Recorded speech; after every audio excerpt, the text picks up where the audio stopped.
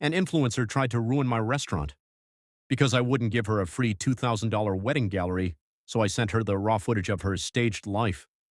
Before we get into this wild story, tell me in the comments where you're watching from. I love seeing how far these stories travel. And if you enjoy real-life stories filled with entitlement, online drama, and perfectly timed revenge, make sure you subscribe and turn on notifications so you don't miss the next one. Imagine refusing to give away a $2,000 wedding gallery, and an influencer tries to destroy your restaurant because of it.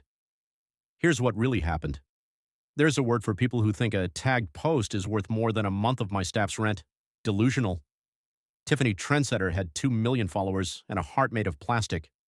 She walked into my boutique bistro and demanded a fully catered engagement party for 50 people in exchange for exposure.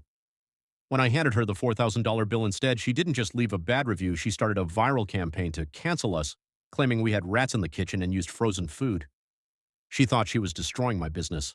She didn't realize my security cameras record audio and they were pointed right at her influencer table. Tiffany was the queen of the aesthetic life. Everything was white marble and fake smiles. She told me, "Do you know who I am? I'm doing you a favor by even sitting here." I told her my landlord doesn't accept likes as a form of payment. The next morning, I woke up to 10,000 one-star reviews. Tiffany had posted a story crying about how disrespected she felt and made up a lie about finding a hair in her salad. My bookings plummeted. My staff was scared. I didn't send a cease and desist. I didn't argue in the comments. I just went into the back office and pulled the high-definition footage from her private tasting session. I had hours of her screaming at her assistant, mocking her poor fans, and most importantly, her admitting on camera that our food was the best she'd ever had. Tiffany decided to do a tell-all live stream to officially announce her boycott of my restaurant. She had 50,000 people watching live, ready to see her play the victim one last time. "I just feel like small businesses need to be held accountable for their toxicity," she said, dabbing a fake tear. I didn't post the video on my page. I bought a 30-second ad slot that played right before her stream, and I tagged her sponsors. Suddenly, the screen for her viewers wasn't her crying face, it was the security footage. Clip 1, Tiffany spitting her wine back into the glass the moment the camera stopped recording, saying, "I hate this cheap vintage, but the bottle looks good for the gram." Clip 2, her laughing about the rat lie. "I'll just tell my followers it's dirty. They'll believe anything I say. That'll teach that owner to charge me." Clip 3, her screaming at her fiancé that the engagement was only for the sponsorship deals. The comment section on her live stream turned into a war zone. Fraud, fake, and bully started scrolling so fast the app crashed.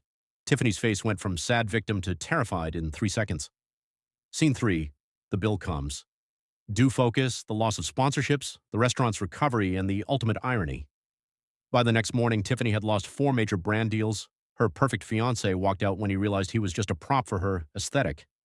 But I wasn't done. I sued her for defamation of character and tortious interference. Because I had her on camera admitting the rat story was a lie, the court case was a slam dunk. She was ordered to pay for the lost revenue and post a public apology every day for 30 days. Tiffany Trendsetter is now Tiffany the telemarketer. She had to sell her designer bags to pay my legal fees. My restaurant? We've never been busier. People don't come for the exposure anymore, they come for the honesty. And the food, of course. Tiffany thought she could use her platform as a weapon. She forgot that a platform only works if you're standing on solid ground, if you're standing on lies. It's just a long way down. Tiffany decided to go for the kill. She scheduled a healing and honesty live stream. She was wearing a cozy beige sweater, sitting in front of a ring light, looking every bit the wronged victim. She had 80,000 live viewers waiting to hear her final takedown of my disgusting restaurant. "I've always been about transparency with you guys," Tiffany whispered into her $500 microphone. "And it breaks my heart to say that the owner of the bistro didn't just serve me bad food. He threatened me when I tried to speak up. I'm literally shaking just thinking about it. I didn't try to get her banned. I did something much more surgical. I used my entire marketing budget for the month to buy a series of targeted video response ads that triggered the moment her followers searched her name or joined the stream. While she was mid-sentence, the top comment on her stream, pinned by a mystery account, was a link to a video titled "Tiffany's Unfiltered Menu, The Truth About the Rat." The stream didn't cut away, but her comments section became a literal avalanche of "OMG" and "look at the link." As people clicked, they saw the security footage I'd synced to her own aesthetic Instagram stories. Left side, her post, Tiffany smiling with a salad, captioning it, "Found a hair and a roach, stay away." Right side, security cam, Tiffany pulling a strand of her own hair extension out, carefully placing it on the plate, and then taking a selfie while laughing with her assistant. The audio was the best part. You could clearly hear her say, "If this guy won't give me the wedding package for free, I'll make sure he can't even sell a grilled cheese by Monday. My stands will eat him alive." Tiffany was still talking, oblivious for a few seconds. "So I'm launching a fundraiser to help other people bullied by—" She stopped. She finally looked at the comments. "Fraud. Scammer. Cancelled. I watched the video, you snake." Her face went from soft aesthetic to pure panic. She tried to close the stream, but in her fumbling, she accidentally knocked over her ring light, revealing her perfect minimalist office was actually a mess of dirty laundry and unpaid bills piled in the corner. I can explain," she stammered, but the viewer count was dropping faster than her reputation. 40,000, 10,000, 2,000. I leaned back in my office chair, watching the influencer realize that when you live by the screen, you die by the screen. She hadn't just lost the exposure deal, she just lost the only thing an influencer has, the benefit of the doubt. The morning after the live stream felt like a holiday. My phone didn't stop buzzing, but the notifications had changed from "You're a monster" to "We're so sorry," and "Can we book a table for 6?" Tiffany, meanwhile, was in a freefall. By noon, her 3 biggest sponsors, a luxury watch brand, a vegan meal prep company, and a high-end skincare line, had all posted public statements severing ties with her. They didn't just fire her. They cited the morality clause in her contracts, meaning she had to pay back the advances they'd already given her. I didn't just let the internet handle it. I met with my lawyer and filed a lawsuit for defamation of character and tortious interference. When Tiffany showed up for the deposition, she wasn't wearing a beige aesthetic sweater. She looked exhausted, her perfect hair extensions were gone, and she was carrying a knockoff bag because she'd already started selling her designer collection to pay her mounting debts. "I'll delete the posts," she whispered across the conference table. "I'll even post a video saying I was wrong. Just please drop the lawsuit. I'm broke.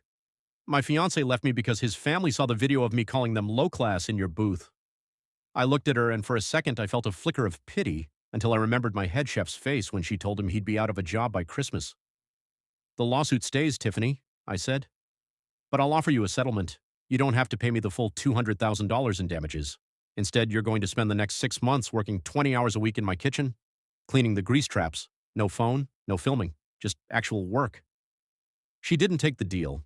She chose bankruptcy instead. Her Trendsetter handle was eventually deleted, and she vanished from the digital world. Last I heard, she's working at a mall kiosk, a place where exposure doesn't buy you anything but a sore back and a 30-minute lunch break. My restaurant is now booked 3 months in advance. We even have a new menu item called the Influencer.